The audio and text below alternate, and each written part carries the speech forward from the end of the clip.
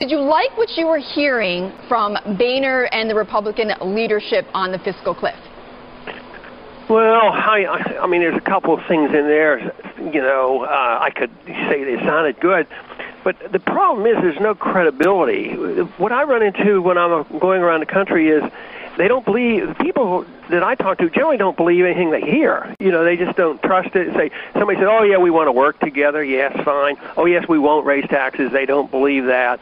It just goes on, and they're just looking for the truth, and they say, well, all we need is a little compromise. Well, nobody expects that because they don't admit the truth, and the truth is that we're broke. And how do you compromise? The only way you can compromise is on agreeing on what you're going to cut. But instead, they're trying to find out how they're going to agree on what they're going to protect. So I don't think I've heard the answers. You know, they talk about this fiscal cliff, but right. I actually, in my mind, work with the assumption that we're already over the cliff. We're just wondering how we're going to land. Really? So you're working on the assumption that we are not going to get this solved? No, it's unsolvable because you have to cut spending. And, I mean, the conservative candidate for president said we should increase the spending by $2 trillion for military and more drones. Right, and that was one of the reasons, I know, Congressman, that you did not go ahead and endorse Governor Romney. No, we don't need another war. I mean, we were broke. So. Well, Congressman, is there, you know, the matter is that this is a minority, what you're espousing is a minority opinion right now because most believe and hope that the two sides will come together with some sort of deal. Do you believe, is there any circumstance, I want to talk about taxes, any circumstance under which you believe the GOP and Republicans would accept any type of tax increase? Yeah, I do, but they're not in Washington. They're outside of Washington, and I talk about it all the time. And the few people I could work with, like a Dennis Kucinich and others, we had coalitions. We agreed to come together, say, on the militarism. You know, to why do we need to spend more than everybody else put together? So you bring coalitions together of progressives and libertarian conservatives and say, yes, we have to, you know, cut across the board.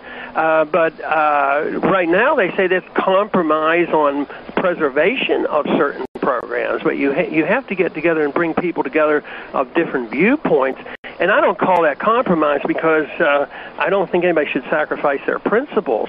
But there's no reason in the world why you can't get progressives and libertarians to agree on some of these cuts that are the spending we don't need. Well, Congressman, I mean, there's your view on this, and what you're saying is that you need some more credibility in order to agree to any type of deal here on the fiscal cliff. And you know, people have talked about how there are these Ron Paul Republicans, right? And some of them have gained ground, you know, in the House, for instance. In Kentucky, in Michigan, even in Texas, Senator-elect Ted Cruz.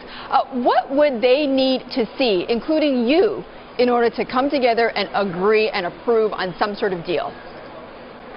Well, as long as they moved in the direction of less government, I mean, but what does that mean exactly? Less government. You're talking about well, maybe taking their oath of office seriously. Looking at Article 1, Section 8, and they swear to uphold the Constitution, to only do those things that are authorized by the Constitution. Well, that's long gone. So we're so far gone. We're over the cliff. We can't get enough people in Congress in the next 5-10 years who will do the wise things. So we have to prepare for. You know, they haven't already fallen off the fiscal cliff. It's like what's going on in Greece. Every day you hear of a solution and things pop up, but they're in debt. They spend too much money, and then the people go out in the street and they demonstrate. Just think, Romney was hit because he was opposed. You know, one issue he was correct on, he opposed the bailouts, and the people in the Midwest voted against them. Oh, we have to be taken care of. So that vote was sort of like what we're laughing at in Greece. Oh, all those 80,000 people out there, they don't want anything cut. They won't compromise. Well, it's the people that are that way, and that's why our revolution is significant. We're trying to change people's mind, and that's why changing the minds of young people is so important. Rather than saying that it's Washington's... But, Congressman, I don't think the people, though, want to see us coming off the fiscal cliff, though. Well, yeah, I think there are plenty of us, and probably most of your audience would like us to see to come to senses.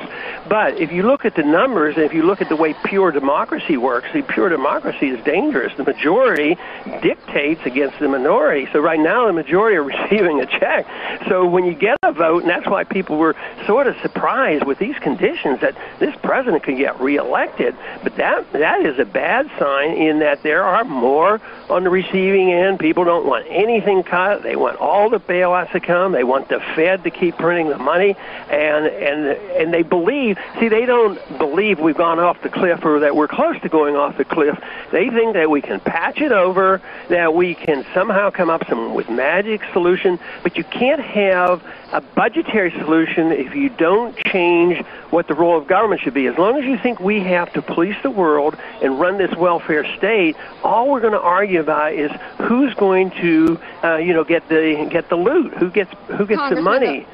Is that why you've decided? I mean, I know you decided not to run again because you were focused on your presidential campaign, but is that why you've quit Congress? No, I think people had enough of me.